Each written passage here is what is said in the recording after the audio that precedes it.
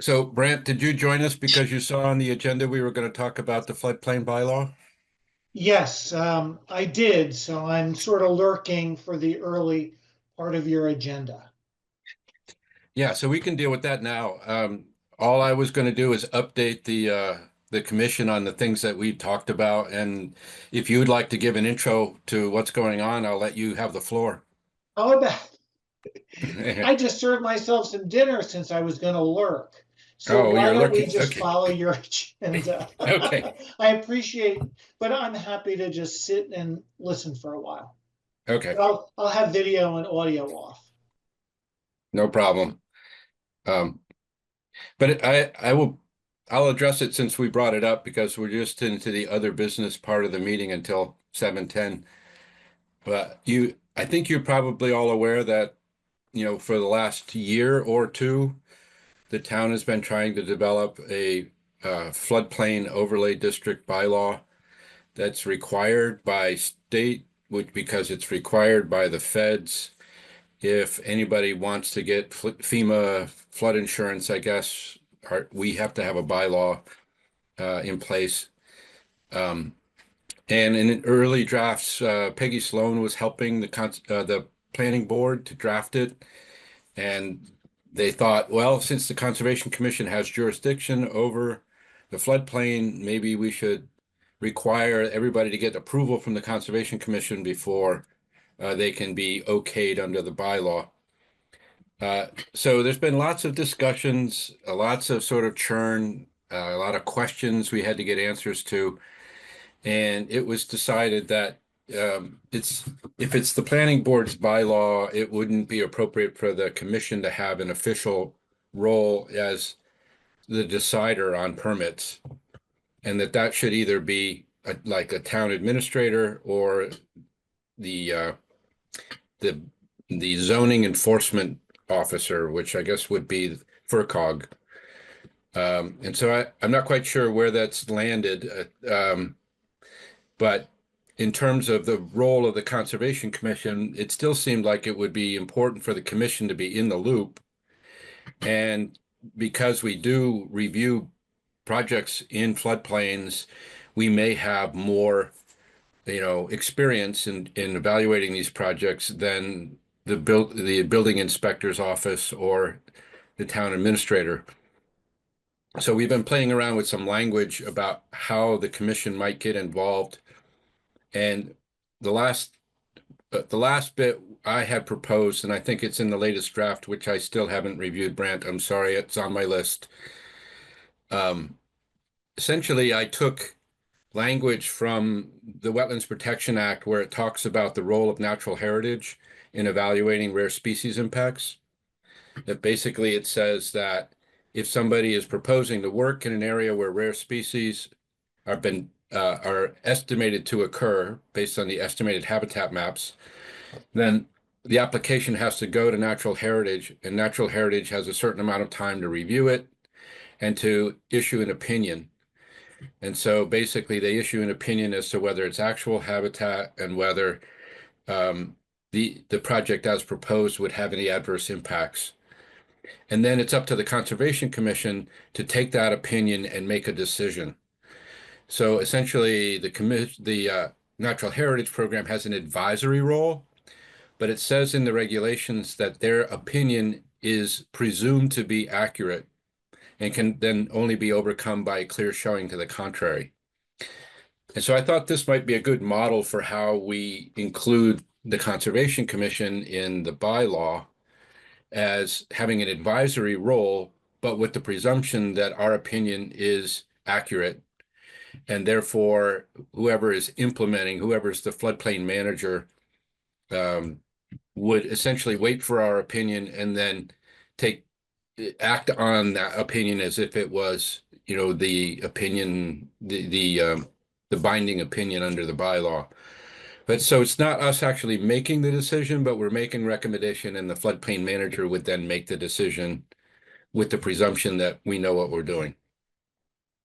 So I just thought I'd bring you up to speed on what I proposed in terms of our role in that process, so that if there's any concern about it or any questions about it, this is a good time to sort of raise them, but also just to make sure you're informed about it and it doesn't catch you by surprise that we've got a new role in town when and if this thing passes at town meeting.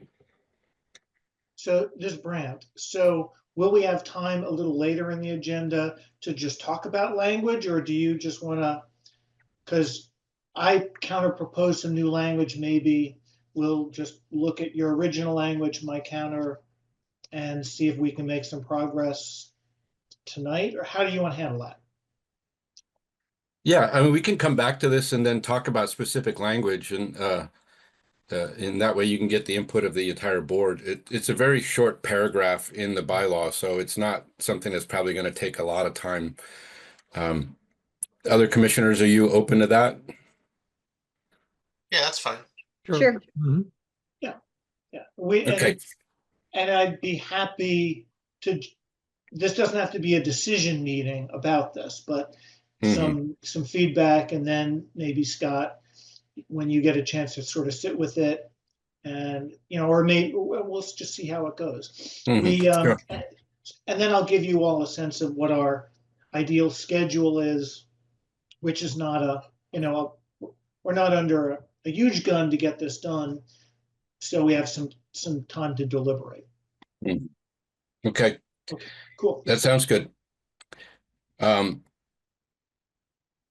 So why don't we go with the minutes next, and then we'll continue with the sort of updates and other business.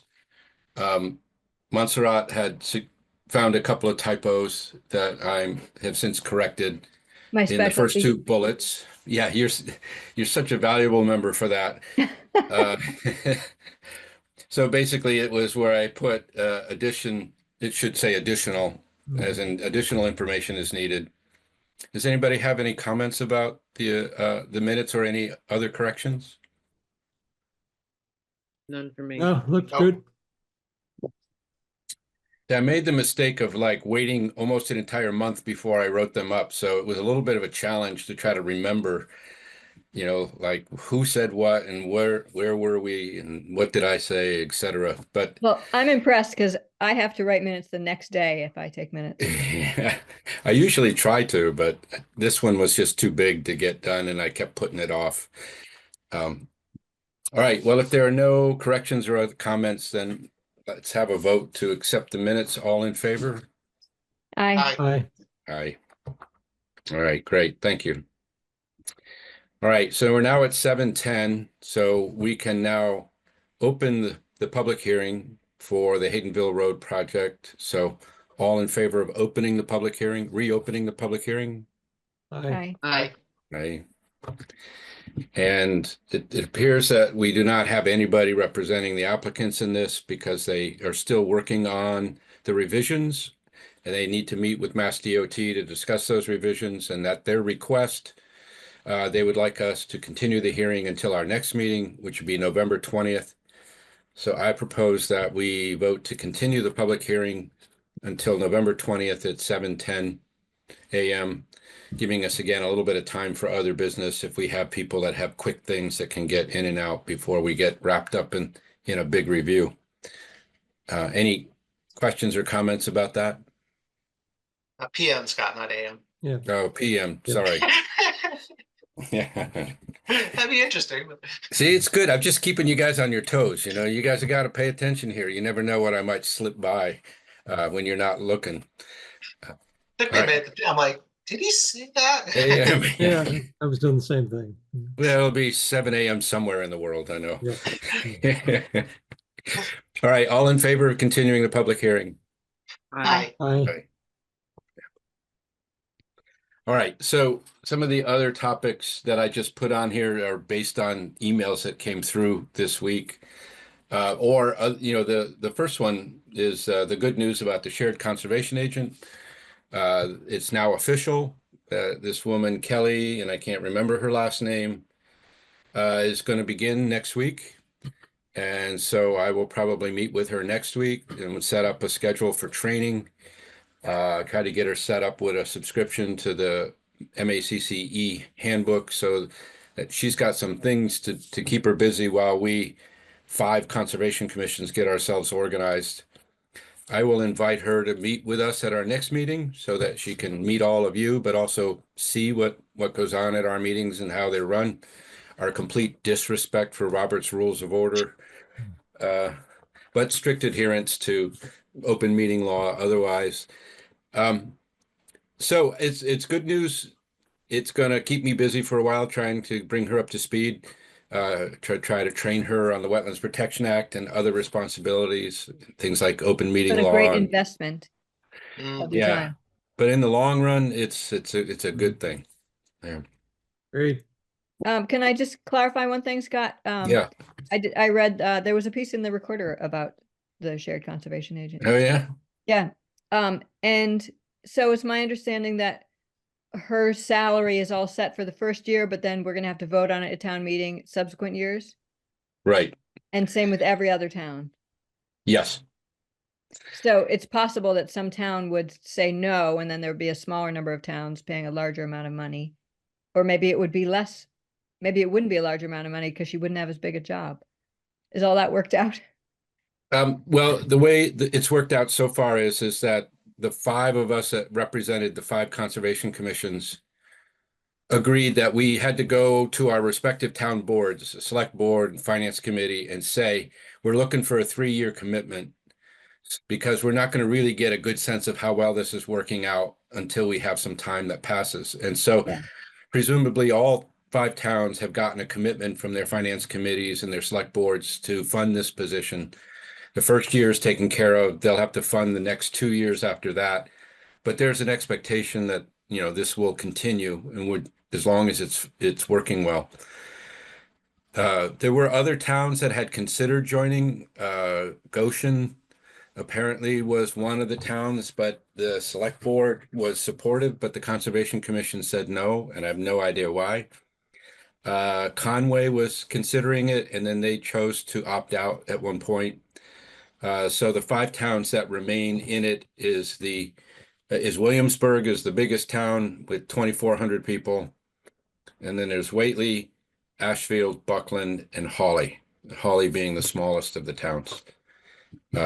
And so the representatives from all five commissions were involved in the interviews, have been involved in meetings about the cooperative agreement that was signed by all of the five towns. So I have a good feel about this. Everybody seems to be willing to be flexible, understanding that, our workloads shift from month to month or year to year. Some towns, like last year was a super busy year for Conway because of all the flooding and all the road washouts. So some years you're going to have really busy years and the agent's going to have to spend more time in that town. The thought is that over 3 years or even longer, it'll all come out in the wash and everybody will get what they need. Okay, thanks.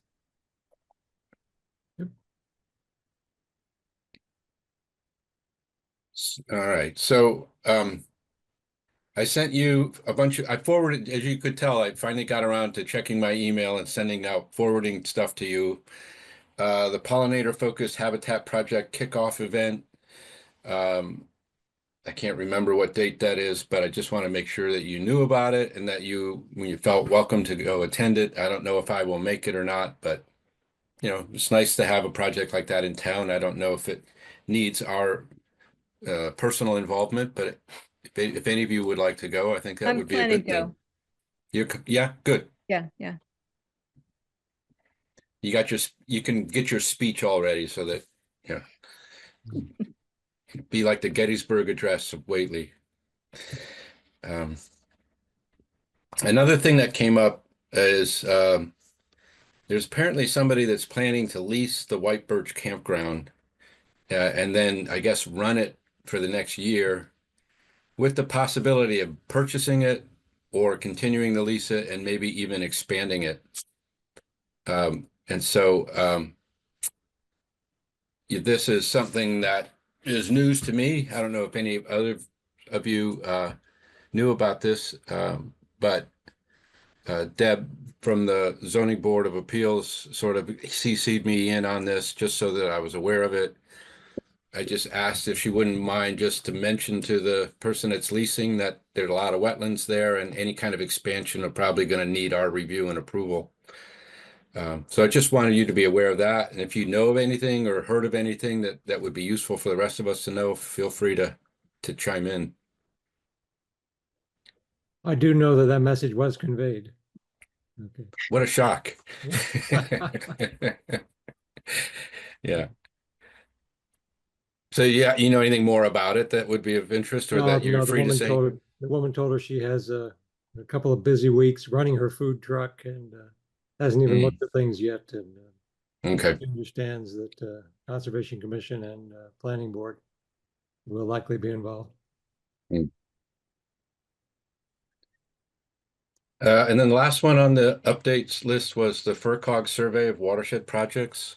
You know, I forwarded that. If any of you have ideas for FERCog, you can contact them directly. I don't think you need to go through as of an official Conservation Commission process, but it sounded to me as I read through it that it seemed to be focused on impaired waters. And so these are water bodies and waterways that don't meet the water quality standards for those water bodies. And I don't know if Whately has any water bodies that don't meet water quality standards. So I don't know if there are any good projects to propose, but if you think of any, feel free to contact Tamsin and you know put it out there for her. All right. Anybody have any other business?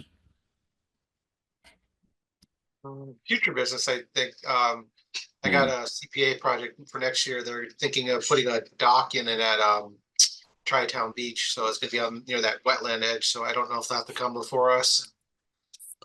Yeah, it'll come before us. And I did get an email from the person that's sort of heading that up, Ken Cuddlebeck. Mhm.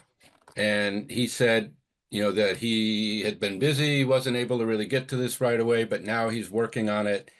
He sort of drafted, I think, a determination of applicability and sent it to me and asked me to look at it and give him some feedback. So I only Yep. got that a day or so ago, where I got it on Sunday over the weekend. So I expect this will come to us, but you know, I don't know quite what the timing is. I'll have to look. I Yeah, haven't they're really looking, I seen. think they're looking for next year's funding, so Yeah. yeah, something in the future.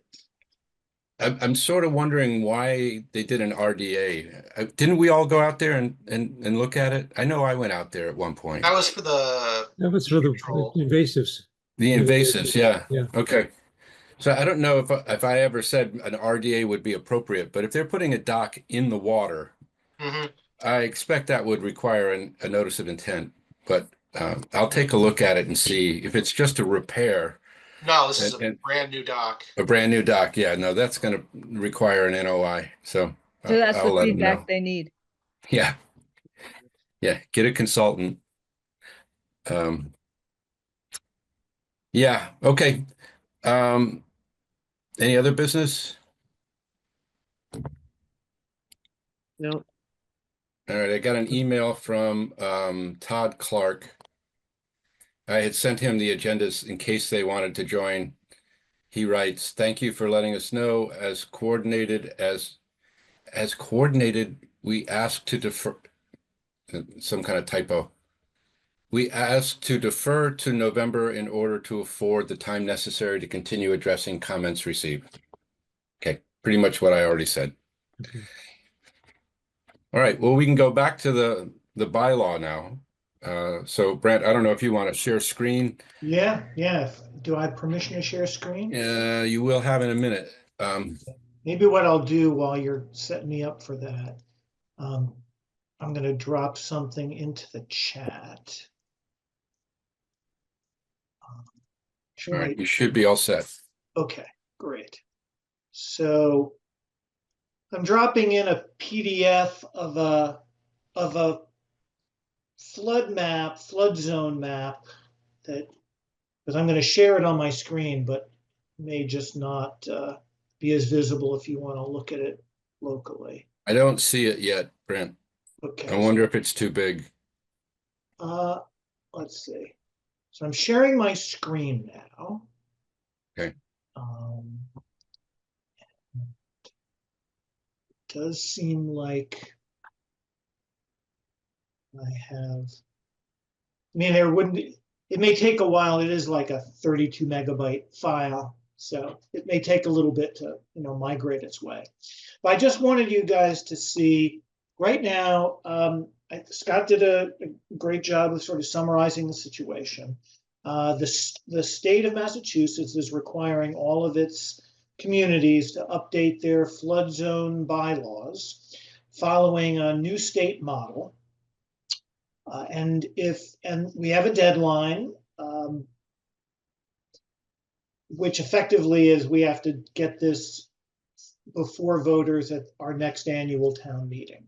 So whether that's April, May, June next year, that's kind of our deadline to have a final zoning bylaw that updates our floodplain protections following the new state model.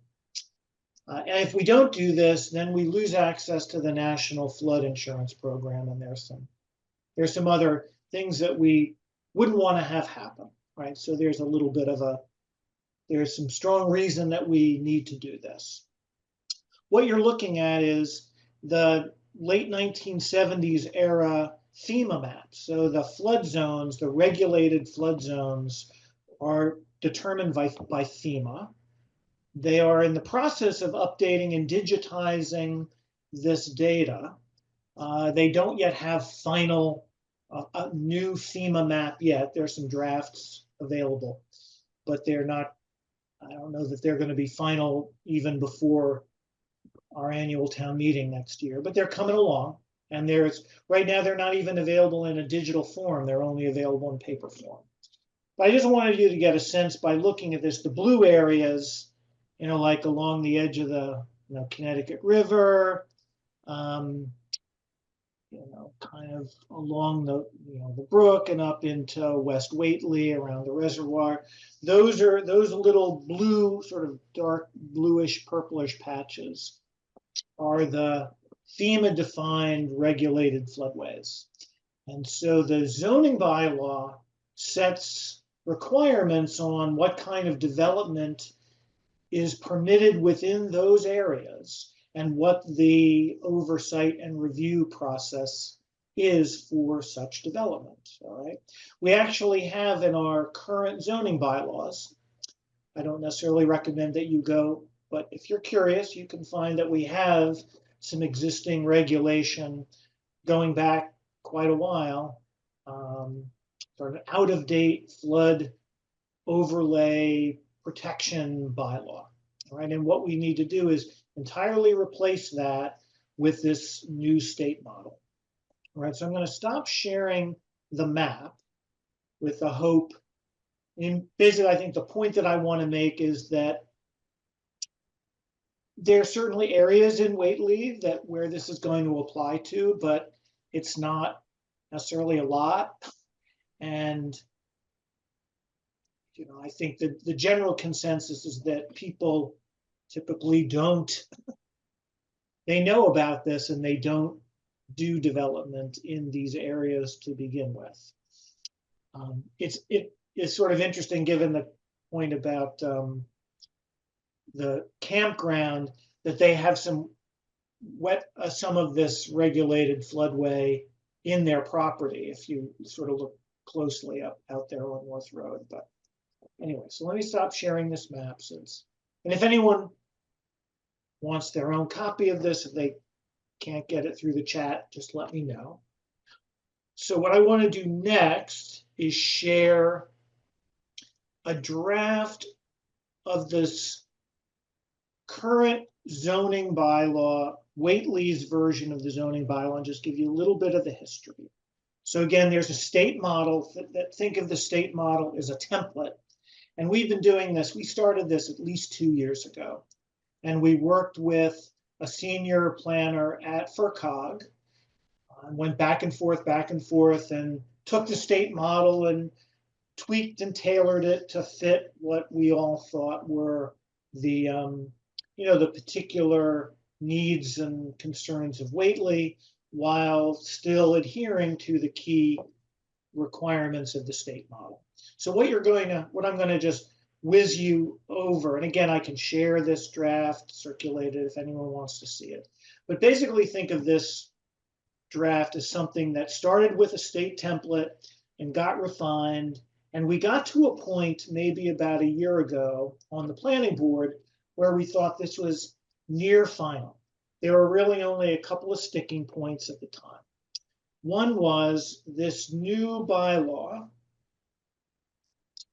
And again, I can, if people want to see this, can circulate it. But there was a key part where the bylaw and the state model requires every community to designate a staff person as the floodplain administrator. Right? We didn't have such a position in the old way we regulated development in the floodplain. And there was some back and forth about who that would be with Brian, the previous town administrator. And we kind of ended up agreeing that the community development administrator, which was then in the process being hired, would be the floodplain administrator. So we kind of resolved that particular issue.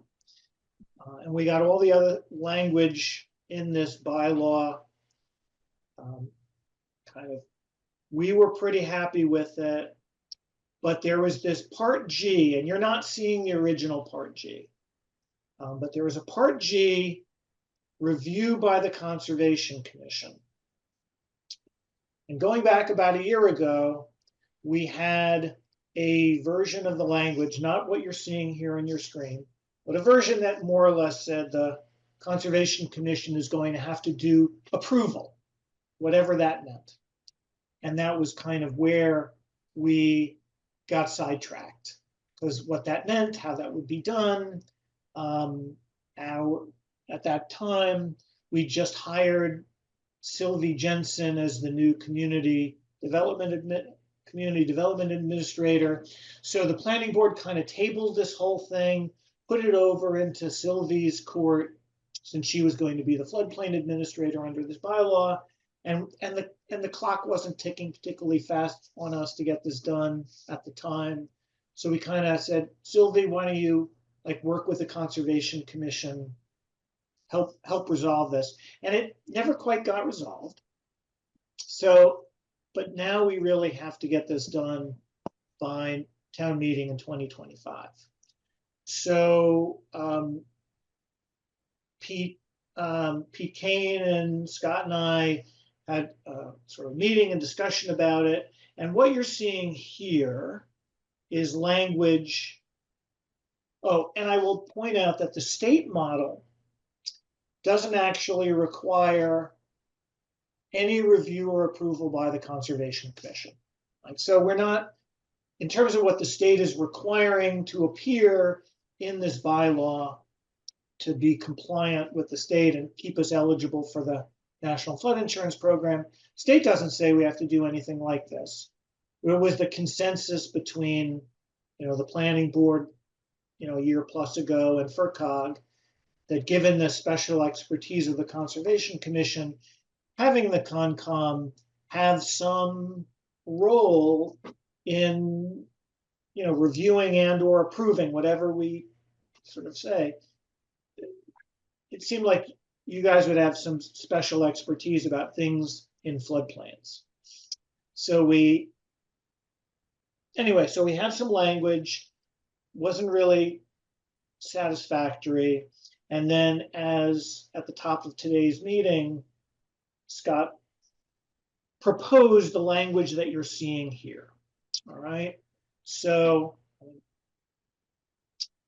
and I think you sort of basically get the idea that, If you want us to read it, I need a minute of silence. okay.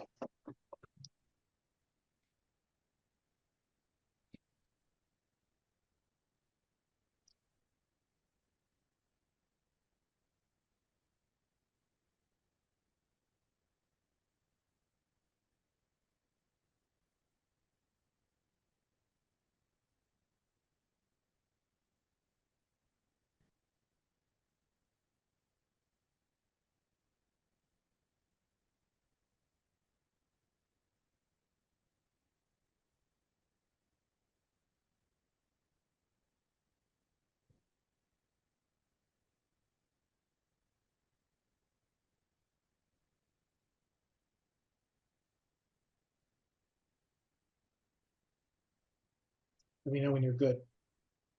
I'm all set. Okay. So this moved in the, at least my opinion, negotiating on behalf of the planning board, this moved the conversation usefully forward. This paragraph basically sets up the Conservation Commission, and I think properly so, as an advisor to the floodplain administrator, because it basically includes language that says the commission will issue an opinion to the floodplain administrator. I think that's a key point, and the right role. So it's not like the Conservation Commission is a gatekeeper, a go no go decider. In this version of the write-up, the Conservation Commission provides an opinion, gives it to the floodplain administrator, and it's the floodplain administrator who makes the final determination, which is also captured in the in this draft language. A determination shall be made by the floodplain administrator. And then there is this other language that Scott had proposed that we're not necessarily, we're thinking that that particular language isn't really necessary in a zoning bylaw. And there are some other things that we thought might need to go into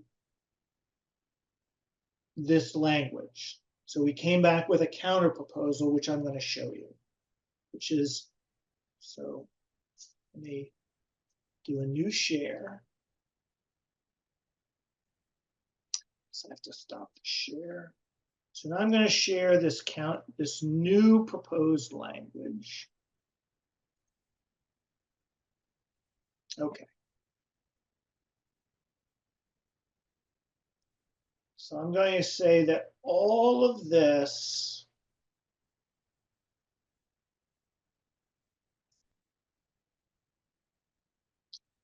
is from Scott's original proposal to us.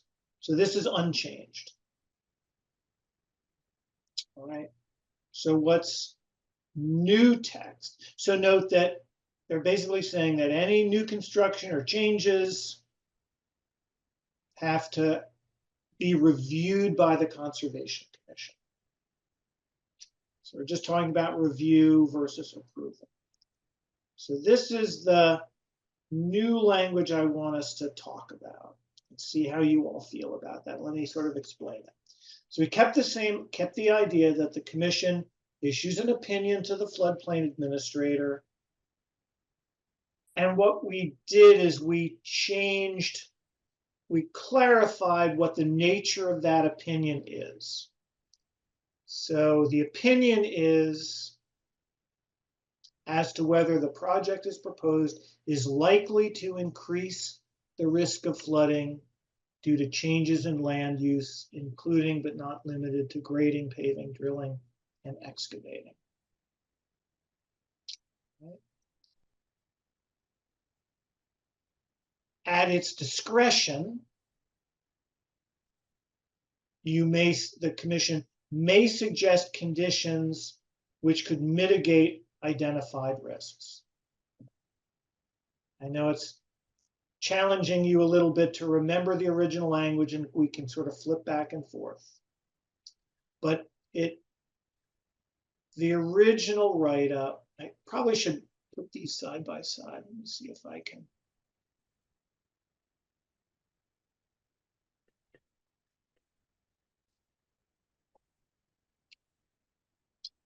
Let's see if I can do this in a way where you can see.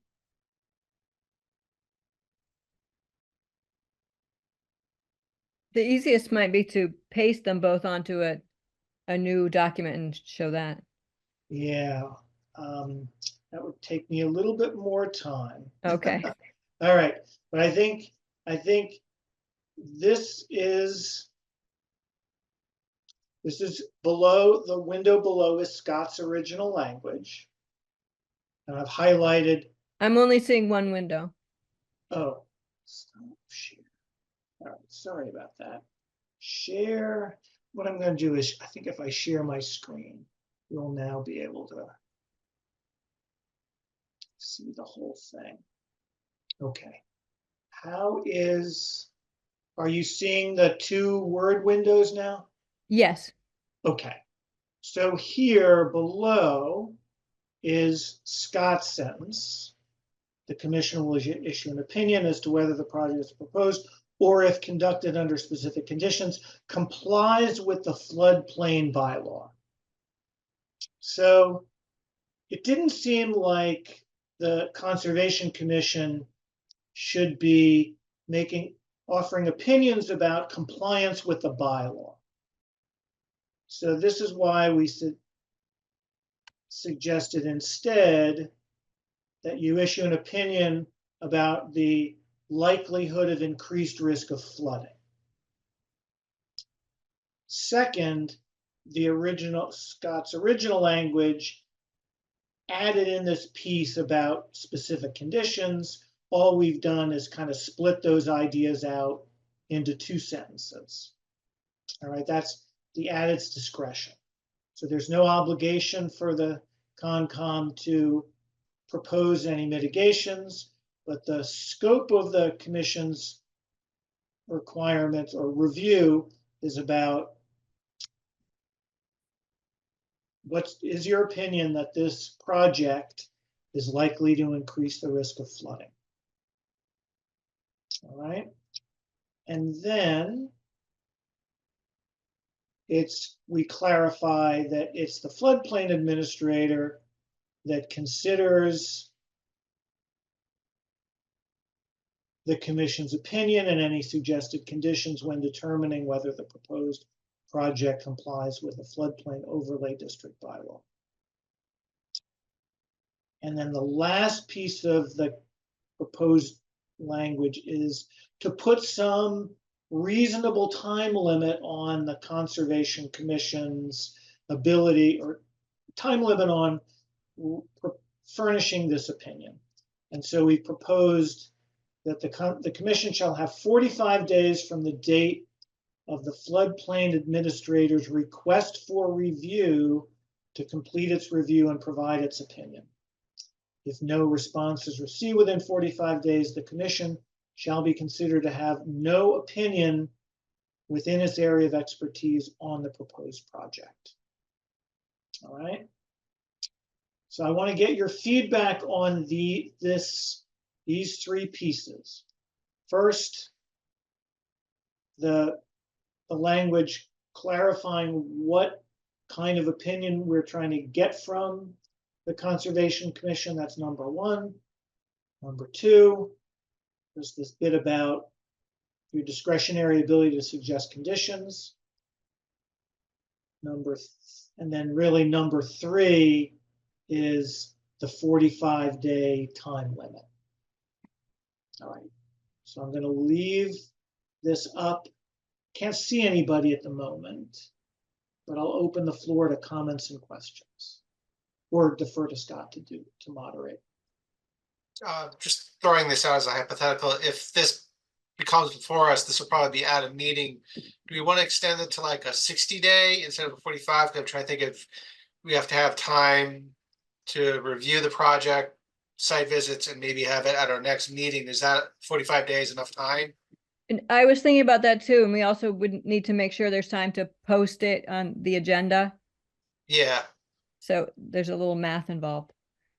Yeah, and I'm happy to extend it to, I picked 45 days because elsewhere in our zoning bylaws, there are similar kinds of time limits. Just so there is due process and we can't hold things up. But if I was thinking month to month, because if we have to have it at one meeting and we have to defer it, or it has to go to a second meeting, or if it extends, you might need that longer time period. I don't know. I'm happy to go with 60 days if that's the consensus of this group. The other parts seem fine to me. It's just that one last part. So Yeah, I agree. The first two parts are fine with me. All right. Scott, do you want to weigh in, or I mean, what I'm happy to Yeah. do is pencil in 60 days, because this is going to come up at the planning board's meeting on October 30th. Mhm. Yeah, that'd be another point, because if it's the planning board's trying to coordinate two committees too, that might differ, having that time period. The planning board is not involved in the enforcement or execution of the floodplain bylaw, right? So the idea is the project gets proposed, it would be proposed through some application to the floodplain administrator per the bylaw. And the floodplain administrator plays the administrative role of coordinating with the various entities such as the Conservation Commission to make Yep. sure that they do what is needed for them to do per the bylaw. I'm just guessing they'd have to go to a public forum like this to one of our meetings just to present it. Yeah, I think that would be the case. Yeah, I think this is an important concern, and it may even be that 60 days may be problematic in some cases. In the majority of instances, when somebody might want to work in a floodplain, it's going to fall under the jurisdiction of the Wetlands Protection Act as well. And so if in the process of us reviewing the project, it requires continuations while they redesign their project, it's hard for us to know how long it will take an applicant to come back with plans that are acceptable under the Wetlands Protection Act. So we might not be in a position to make an opinion until our public hearing process is over. And, we have, we have jurisdiction over most things. The things that we wouldn't have jurisdiction over is farm buildings and maintenance of existing utilities, bridge repair projects, things that are done under an emergency declaration, things like that. And so those are the situations where, we might make a recommendation, but an applicant might want to make sure that our recommendation is what they want to hear. So they might say, well, what do we have to do in order to get you to say that this is okay? And then we're again waiting for them to come back with plans that we feel are adequate. So I think what you're trying to do is important. It's just that it may be one of those things where if the applicant requests an extension of that timeline, then you can do that. And that way, an applicant that wants our approval isn't bound by that 60-day thing where suddenly as we get close to 60 days or 45 days, we're like, all right, well, we got to say something. Right. So Right. based on what we see right now, we're going to say no, disapproved. Could the language change and just say something like, we'll have the Conservation Commission will have X number of days to begin the review process? Yeah, let me take this all as good feedback and talk to Pete Kane too, because it could be that we just fix this. Right, like I think you all get the intent. We don't want to that residents don't want to have their projects held up because just government is not being responsive. But I think there can and should be a mechanism for there to be 45 days for the concert or 60 days for the Conservation Commission, at least say something and potentially ask for an extension. We're just trying to guard that if there's no answer at all, not even we're looking into it, then we're trying to protect the rights of the property owner to not be unnecessarily blocked sort of ad infinitum. So let me see if we can rework that bit to make sure that we don't put unreasonable timelines on and we allow for appropriate extensions. But it sounds like in terms of all the other pieces of this, and in particular that this group feels that if a project in one of these regulated floodplains were to be presented to the commission for review, you would have the expertise collectively to evaluate whether that project, grading or putting in a building or doing whatever they're going to do, is likely to increase the risk of flooding. That's kind of a question. Yeah. Yeah, I mean, this is stuff we're charged with reviewing anyway, and even those things that are exempt from us are not really all that different from the things that are not exempt. Those that are not exempt from us, we also have provisions for if it's a complicated project that we feel like we don't have the expertise to review, we can use our section 53G authorization to require them to pay for a third party to do the review for us. And if it's something we have jurisdiction over, nobody's going to want to go forward until they gotten through our process anyway. So I think we have, some experience with this kind of stuff. We have the capacity to get additional expertise if it's required. So I think the whole question was, who else in town would have the kind of background experience to make these judgments, and there probably isn't anybody.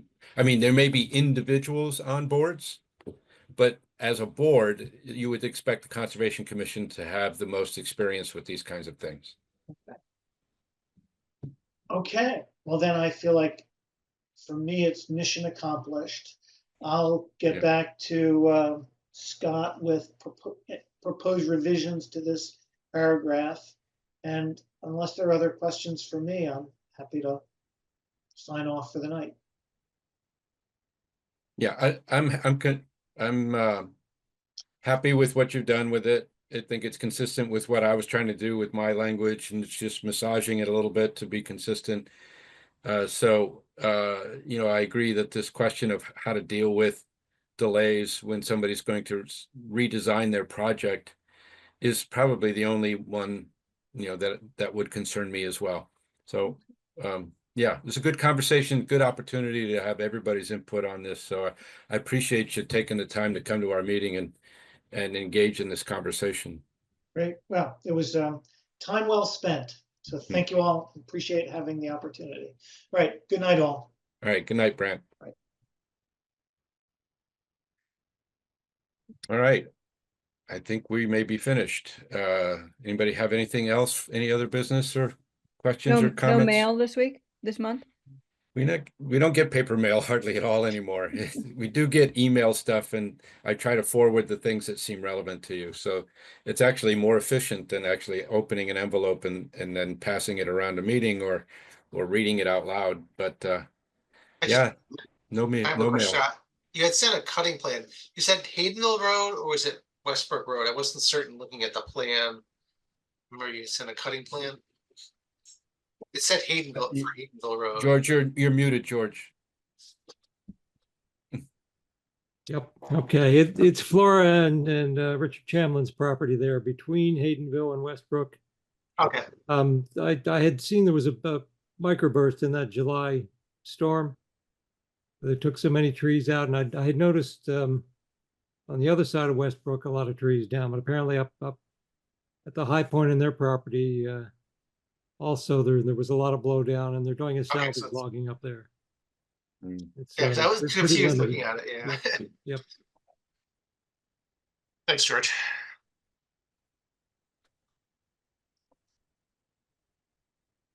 So- Yeah.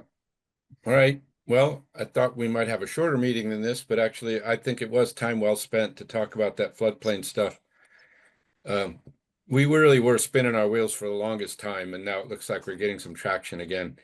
But originally they wanted the Conservation Commission to be making the decisions, and then I would have questions about, well, you're going to ask us to write regulations for your bylaw, and then we enforce it and we issue the permits, and do we need to create our own forms, and like how's this going to work? And then the new town administrator, Peter, basically said, it's not appropriate to have a board be in this case. There needs to be a person, a floodplain manager designated. And boards turn over, so you can't really do that effectively if you try to have a board in that role. It turns out managers turn over quicker than boards do, though. Yeah, as it Yeah, turns out, yeah. And community development administrators, because Sophie has left, right? And Sylvia, what? yeah. Yeah, Sylvia's left now too? Yeah. Yeah. Yeah, so the idea was to make it, I think actually this was back to when Brian was around. He said, okay, we'll make it the town administrator or his designee, or her designee. In this case, it was a his, and then they said, okay, well, we'll make it the community development person, that'll be his designee. And then Peter said, no, it should be whoever enforces zoning in general should be enforcing this zoning bylaw as well. It wouldn't make sense to have somebody else.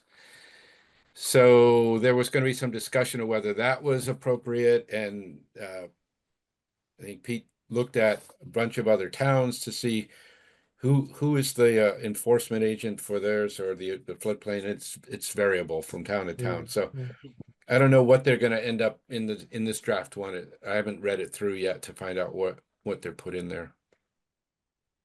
Hmm. But I have raised the issue that people have questions about the building inspection office actually whether they do enforcement adequately or not, and that would they have the knowledge or expertise to really judge, work within a floodplain. And so that's why people said, well, we should keep the Conservation Commission in the loop on this stuff, because yeah, you wouldn't expect building inspectors to always know, what's acceptable or what's not acceptable. So anyway, we're making progress on it, and this is something we have to do.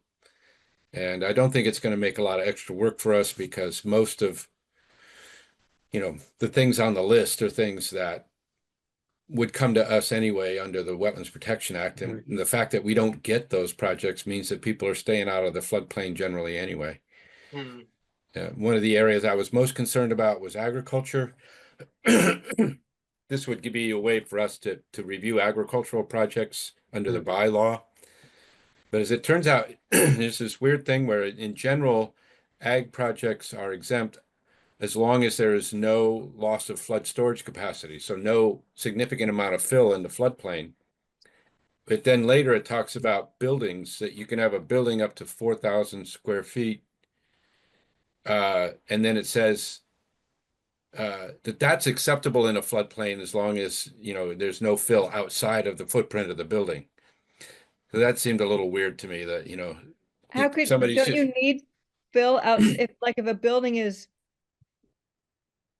on fill, there's gonna need to be fill outside of the building as well. well, I think they could just put it on a slab on the ground, but the thing is that once the building gets built, it's now occupying some of the floodplain. It won't store water there anymore. You do have the loss of flood storage capacity, even if there's no fill that it's placed on. Yeah, the building itself. So they're willing to accept that. And there was actually an example from Eastern Mass where somebody was wanted to put in a solar array, a commercial solar array in a wetland area, or in an area subject to jurisdiction, or could have been riverfront. I'm not sure. And the Conservation Commission shot it down, because there was going to be all of this infrastructure in resource areas.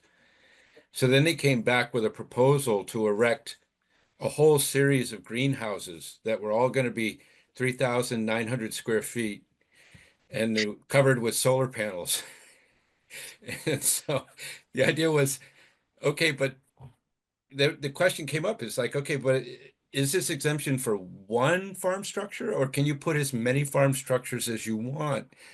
And it was really unresolved. And I think it was eventually concluded that, yeah, probably you can put multiple farm structures as long as each one is under 4,000 square feet. And so there's still a lot of gray area in the regulations, and I can just imagine somebody coming in and proposing, like 100 greenhouses in a floodplain, all of which are just under the size necessary. And, under the Wetlands Protection Act, we would have no jurisdiction under that. But under this bylaw, we would then now have some say in it going forward. So in some ways, it might be a nice little backfilling of some of those loopholes that, every now and then get unearthed. Hmm. All right, I think we're through for today. We'll probably see the Haydenville Road project come back to us in November. And then we'll see what else comes on to the docket between now and then. Okay. Okay. All right. Good night, everybody. Good night. Good Right. night.